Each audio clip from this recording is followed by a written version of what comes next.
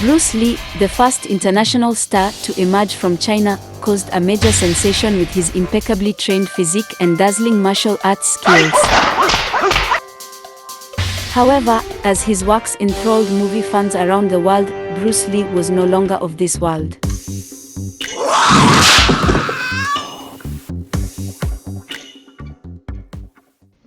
British Hong Kong, where Bruce Lee grew up. At the top of the hill was a high-end residential area where foreigners lived. In contrast, the lower town was densely packed with the homes of impoverished people.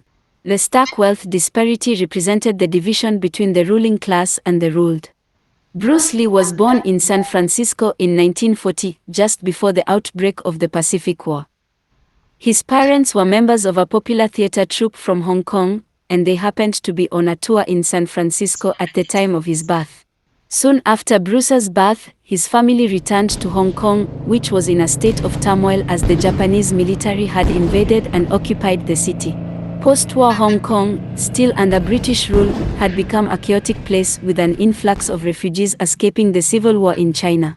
The lower areas of the city turned into slums, and people struggled fiercely to survive in these difficult conditions. Bruce's own household was crowded, with his parents, 5 siblings, and about 20 other relatives who had sought refuge with them. It was a constant battle for sleeping space even among the children. Bruce's father had to support this large extended family. In addition to touring with the theater troupe, he worked as a movie actor, a profession that had become popular and affordable entertainment for the masses at the time. He often took Bruce to the movie studio and had him work as a child actor to earn extra income. For Bruce, the movie studio was like a different world, separate from their home, where he could earn some pocket money and have enough to eat. However, Bruce's father, exhausted from his demanding work, would come home drained and sometimes indulged in opium, leaving him with vacant eyes. Bruce couldn't help but be marked by the image of his drug-addicted father. On the other hand, the scenes of the devastated city had also left an impression on the minds of the children. In contrast to the privileged life of British boys on the hilltops, the back alleys were filled with poor boys with no place to call home, often engaged in brawls. Physical strength was everything in this environment. Bruce, too, abandoned school studies and joined the ranks of these delinquent boys, carrying knives and chains to show off his toughness. Reflecting on those times, Bruce once said, "We had no future prospects. Eventually, all the good jobs would be taken by white kids, and we would be forced to work for them. That's why I became a delinquent." At the age of 13, Bruce Lee began studying Kung Fu in earnest, primarily to excel in street fights. His martial arts instructor, Ip Man, a master of Kung Fu, repeatedly emphasized to Bruce, whose progress was astonishing, that the purpose of Kung Fu is to free oneself from the desire and attachment to defeating others, to achieve harmony of mind and body. Ip Man always added the words of the ancient Chinese philosopher Lao Tzu, "All things, in their way, yield to softness. This is the Tao of heaven. The soft overcomes the hard." However, the Kung Fu Bruce learned was often used in street fights, contrary to his master's teachings. This resulted in Bruce developing an imbalanced self-confidence in his own abilities, and he frequently engaged in reckless provocations and brawls. One day, he seriously injured an opponent in a Kung Fu match, causing a police case. Eventually, he was expelled from school. Faced with their troubled son and his behavior, his overwhelmed parents made a difficult decision. They decided to send him back to the United States, his birthplace, and help him obtain U.S. citizenship for a fresh start. In 1958, at the age of 18, Bruce Lee set out for the United States with only $100 in his pocket, venturing into the unknown. In America, the land of opportunity, Bruce Lee pledged to make a name for himself in the society that had once dominated them. He initially stayed with his father's friends in Washington and Seattle's Chinatown, working odd jobs like dishwashing at restaurants while attending school to obtain a high school diploma. While improving his English skills, he also dedicated himself to training his body, which he considered his only capital for success. He was determined that in the land of opportunity, he could establish a strong presence in the world of Kung Fu. His blueprint for the future was to eventually expand a chain of Kung Fu studios across America. However, as time passed and he became more acquainted with American society, he realized that there were formidable barriers blocking his path: discrimination against Chinese. In America, Chinese people were known for their hard work, but they were limited to jobs that required physical labor or manual dexterity, and opportunities were scarce. He felt like just another Chinese person in a neighborhood where Chinese people stuck together, struggling to get by. To make his Kung Fu capture the attention of Americans, he would need education and strong advocacy. Bruce keenly sensed this and, in 1962, 4 years after arriving in the US, he decided to study and enrolled in the philosophy department of the prestigious University of Washington. As he reacquainted himself with Chinese thought and philosophy, he became eloquent enough to stand in for professors. Around that time, he wrote a letter to his friends back home expressing his determination. "For years, I've been devoted to spreading Kung Fu throughout the United States. I believe I have the qualifications for this. I want a big house for my family. Success is brought about by being aware of success." However, in his research papers at the time, he wrote as if he were recalling the teachings of his Kung Fu master, Ip Man: "Those who aspire to Kung Fu must discipline themselves. Status and fame mean nothing to martial artists. They only bring the fear of losing status. The goal is to discover the true meaning of life. Inner peace." With the ambition for success and the desire to master martial arts in his heart, Bruce Lee, carrying this contradiction, established his own Kung Fu style in 1963, naming it Jeet Kune Do, and hung a sign for a small Kung Fu dojo near the campus. However, Bruce soon found himself in conflict with traditional martial artists, such as those practicing karate, who saw him as a business rival. He displayed his fighting spirit just as he did in Hong Kong, often willingly provoking confrontations. In fact, when it came to defeating opponents, there was no one who could match him. The following year, Bruce married Linda Emery, one of the students at his Kung Fu school, who was a white medical student. For Linda, who was drawn to the mystique of Eastern martial arts, it was a tough choice that went against her parents' wishes, but for Bruce, marrying a Caucasian woman with blue eyes was a kind of passport to equal footing in white society. Furthermore, an unexpected stroke of luck came his way. At that time, interest in Eastern martial arts was growing in white society, and the first International Karate Championship in California was held. Bruce was asked to perform a demonstration, and his performance caught the eye of Hollywood movie producers scouting for fresh talent. He enthusiastically promoted himself. In this way, he was cast as an actor in the television action drama The Green Hornet, where he played the role of an Asian using Kung Fu. For Bruce, this was an ideal opportunity for publicity. He thought that perhaps Hollywood could help him realize his ambitions. At the time, Bruce Lee was 24 years old, and this year would greatly change his destiny. The income he earned from acting allowed him to pay his rent and eased the operation of his martial arts school. Moreover, in martial arts competitions, there was no one on the West Coast who could match him in terms of speed and power, and world-renowned martial artists flocked to him, seeking personal instruction. What's more, famous Hollywood stars like Steve McQueen and James Coburn came to him, expressing a desire to become his students. For Bruce, they were the ultimate symbols of status. When he was at the studio, he always proudly displayed his muscular upper body and made sure to keep his muscles well toned to look good on camera. In reality, for those white people who admired Kung Fu, demonstrating physical strength and impressive muscles was the most effective approach. Previously, Bruce had moved from one apartment to another, but now, near Hollywood, he bought a house. It was financially challenging compared to his income, but it held the determination for success. His goal was to become the highest-paid Asian superstar in America and amass a fortune of $10 million by 1980, allowing him to live life as he pleased, attaining both inner harmony and happiness. However, the TV series he appeared in quickly lost the interest of viewers and was abruptly cancelled in less than a year. His acting career visibly declined.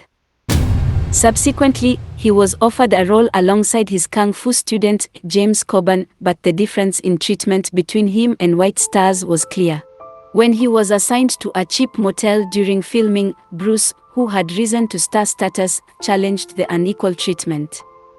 Those around him warned him with these words, "You are a Chinese person in a world dominated by white people." In 1970, while he was training, Bruce suddenly complained of severe back pain and became unable to move. The diagnosis revealed damage to the nerves below his waist, around the sacrum. Although he eventually recovered enough to walk, it was an injury that would never fully heal. Doctors advised him to forget about kung fu. His kung fu school went dormant during his 6 months of convalescence, and his financial situation quickly worsened. He was forced to sell the house he had worked so hard to obtain, and it was with a sense of humiliation that he watched his wife, Linda, go to work as a secretary to support the family in his place. While lying in bed, Bruce sighed as he looked at his weakening muscles. With a heavy heart, he decided to return to Hong Kong after recovering enough to walk. He felt like a failure, and he was 30 years old by then. Over a decade had passed since he had come to America.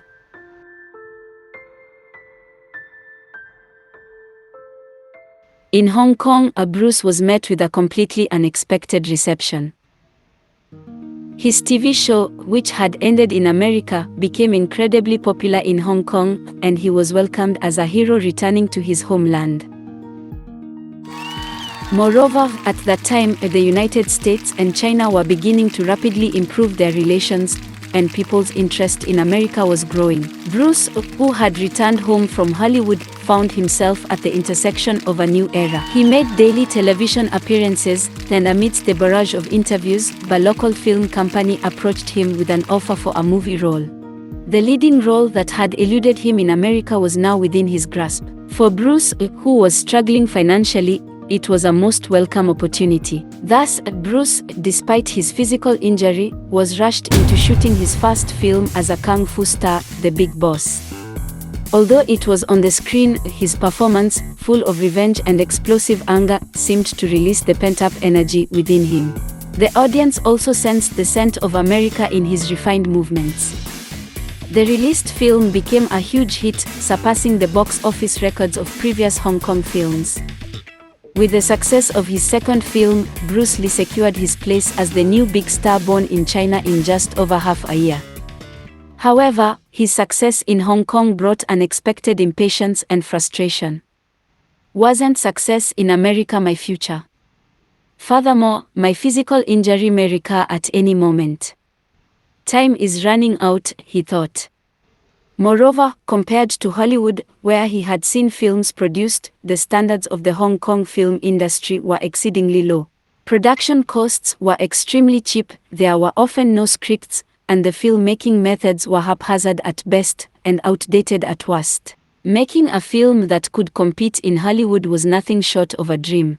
Bruce's frustration manifested as relentless criticism of directors and staff, to the point where he no longer had anyone he could talk to comfortably. His frustration continued to grow, and for his third film, he declared that he would take on the roles of director, screenwriter, music composer, and martial arts choreographer all by himself, producing it in an American style. While abstaining from alcohol and tobacco and managing his physique with health foods, he threw himself into filmmaking as if he were possessed. To make a film that could compete with American movies, he couldn't allow himself any rest or compromises. On the other hand, his hometown of Hong Kong was incredibly inconvenient for him as a big star. He was constantly surrounded by fans in the streets, then sometimes he was even provoked by reckless men challenging him to a fight using kung fu. He was rarely able to go out, and his increasing frustration led him to spend more time at home. In moments of reflection, he muttered to himself, "It's as if I'm in a prison." Once you attain success, it's not as rosy as it seems. The more you chase after success, the deeper your loneliness becomes, and the inner peace you sought seems to drift further away. In such circumstances, he embarked on his next great projects. One was Game of Death, aimed at gathering martial artists and athletes from around the world to showcase an epic action film. The other was Enter the Dragon, a joint production with Hollywood, featuring the highest budget ever seen in Hong Kong cinema. However, the failure of these films meant a downfall for him, including his family. Everything was built on fragile foundations, and it all hinged on his one body. His physicality was his sole commodity, and an unseen pressure began to weigh heavily on him. As the filming progressed, his nerves became increasingly frayed. Conflicts with screenwriters, daily troubles on set, and his frequent outbursts of frustration and anger, sometimes escalating into violent altercations with the crew, even requiring police intervention, painted a picture far removed from his previous image of proudly displaying his physique. Instead, he became a different person, withdrawn and anxious, distancing himself from others. The intense filming conditions, leading to severe dehydration, drove him to make statements to his wife, "I don't know how long I can keep doing this. If something happens to me, please take care, and at another time, I'm not afraid of dying. It's okay, really. If there's peace within death, then tomorrow is fine." He shared these thoughts with his wife. As the filming approached its end, he was physically and mentally exhausted, teetering on the brink of his limits. Around the same time, Hollywood had decided to promote him as a star in earnest, given the incredible quality of Enter the Dragon. His long-cherished dream was finally within reach. His all-out sprint alternated between hope for success and the looming boundaries of his physical capabilities. Then, on July 20, 1973, just as he was in a script meeting, he suddenly complained of a headache and took a pain reliever from one of his co-stars. However, as he lay down in bed and closed his eyes, they would never open again. Bruce Lee's life came to an abrupt end at the age of 32, as if a taut string had snapped. The autopsy revealed that he had suffered from cerebral edema, caused by an allergic reaction to the headache medication, leading to an accumulation of fluid in his brain. However, a trace amount of marijuana was also detected, suggesting that he might have turned to drugs to alleviate his exhaustion. Did he find the inner peace he had longed for, but which had eluded him in life, through death? Just 3 weeks after his passing, Enter the Dragon was released worldwide, and Bruce Lee fulfilled his dream of becoming a global superstar. On the screen, his immortalized physique moved gracefully and beautifully. Please subscribe to my channel. We're gonna show you world masterpieces in about 15 minutes with manga. Manga is Japanese-style comics that is easy for everyone to understand. We're sure that you can grasp the context shortly. See you next time.